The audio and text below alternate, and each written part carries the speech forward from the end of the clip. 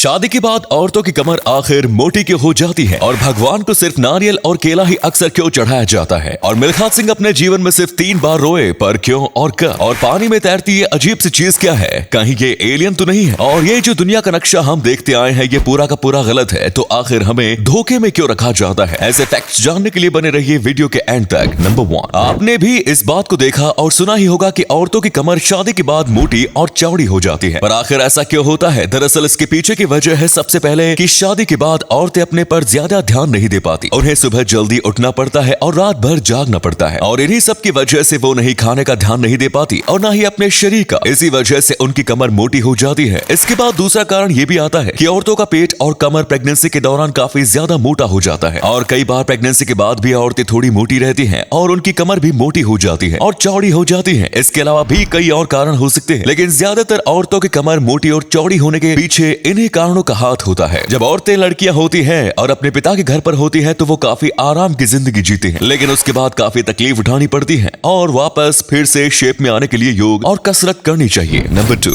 मिल्खा सिंह, एक ऐसा नाम जिसे भारत का हर व्यक्ति जानता है। इन्होंने बाकी सारे देशों में भारत का नाम रोशन किया है और अपने इंटरव्यू में बताया था कि आज तक अपनी जिंदगी में बस 3 बार रोए हैं। सबसे पहले जब उनके माँ बाप को उनके ही सामने मार दिया गया था और वो न्यू दिल्ली के रेलवे स्टेशन पर भटक रहे थे, और दूसरी बार तब रोए जब गोल्ड मेडल जीतने से बस कुछ देर चूक गए थे। इन्होंने अपने जिंदगी के 15 साल लगाए थे और फिर भी वो चूक गए थे। और तीसरी बार वो तब रोए जब उन्होंने अपने ऊपर बनी फिल्म भाग मिल्खा भाग देखी। उसे देखकर उन्हें पुराने सारे गम और खुशी याद आ गई। वो थिएटर में बैठकर ही रो रहे थे। भारत का नाम इतना रोशन करने वाले मिल्खा सिंह के लिए हमारी तरफ से सैल्यूट है। नंबर 3, दोस्तों, हिंदू धर्म में केला और नारियल, इन दोनों फलों को ही भगवान को चढ़ाया जाता है और इन दोनों फल को ही खास करके पवित्र माना जाता है। तो आखिर ऐसा क्यों है? दरअसल इसके पीछे एक साइंटिफिक रीजन है। आप जो भी फल भगवान को चढ़ाते हो वो दरअसल झूठे होते हैं। जैसे कि अगर आप किसी फल को खाते हो उसके बाद उसका बीज लगाते हो तब जाकर वो उगता है, लेकिन वहीं पर नारियल और केले को अगर आप खाओगे तो फिर वो उगेगा नहीं। इसीलिए इन दोनों को पवित्र माना जाता है, क्योंकि जब भी उन्हें पेड़ से तोड़ा जाता है तब ये बिल्कुल पवित्र फल से उगे हुए होते हैं। हालांकि आजकल तो जेनेटिकली मॉडिफाइड फल भी आते हैं, लेकिन पहले ऐसा नहीं हुआ करता था। जो भी केले और नारियल के पेड़ होते थे वो बिल्कुल पवित्र हुआ करते थे, यानी कि वो झूठे नहीं हुआ करते थे। इसीलिए नारियल और केला भी भगवान को चढ़ाया जाता है, पर लोग अपने श्रद्धा के हिसाब से कई अलग अलग फल भी चढ़ाते हैं। नंबर 4, आप पूरी दुनिया का ये नक्शा तो बचपन से ही देखते आ रहे होंगे,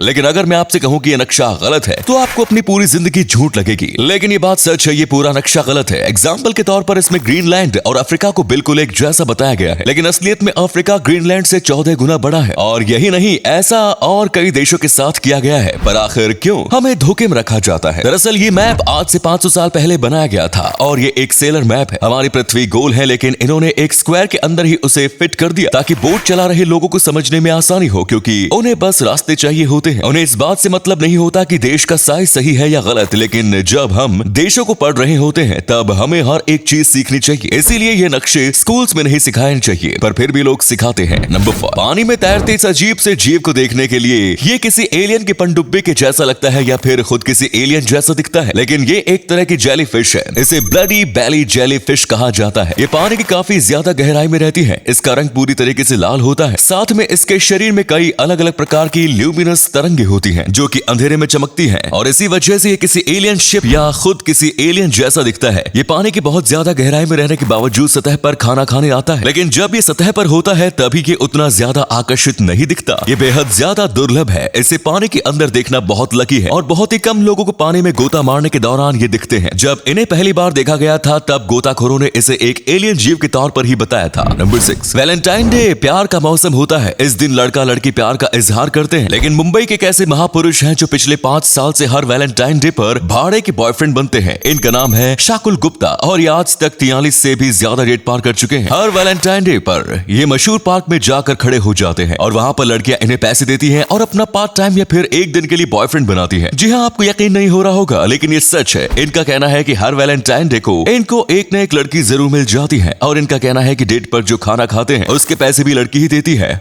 वाह, क्या जिंदगी है। वैलेंटाइन डे को छोड़कर ये साल में बाकी दिन बिजनेस करते हैं। इनका अपना बिजनेस है। इन्हें ये टेढ़ा आइडिया 2018 में आया था। इन्होंने बस मजाक के लिए किया था। इन्हें नहीं लगा था इन्हें एक भी लड़की मिलेगी। नंबर 7, एक पादरी ने एक बार 4 साल की लड़के की डूबने से जान बचाई थी, लेकिन फिर भी इसको इतिहास की सबसे बेरहम दया कहा जाता है। अब आप सोच रहे होंगे कि आखिर दया को बेरहम क्यों कहा गया। दरअसल इसके पीछे ये कारण है कि उसने जिस लड़के को बचाया था उसका नाम एडोल्फ हिटलर था और आगे जाकर उसने करीब 60 लाख लोगों को मारा और इससे भी ज्यादा लोगों की जान लेने में जिम्मेदार रहा। यहाँ तक कि आगे जाके जिस पादरी ने उसकी जान बचाई थी उसने उसके कौम वालों को भी नहीं छोड़ा। अगर वो पादरी उसकी जान नहीं बचाता तो वर्ल्ड वॉर 2 जैसी बड़ी लड़ाई भी टल सकती थी। इसी के साथ और भी कई भले काम होते, इसीलिए इस दया को सबसे बेरहम दया कहा गया। तो ये थे कुछ अमेजिंग फैक्ट्स। इनमें से कौन सा फैक्ट आपको सबसे जबरदस्त लगा कमेंट्स में जरूर बताएं। वीडियो को यहीं पर एंड करते हैं। ये वीडियो देखने के लिए बहुत बहुत धन्यवाद।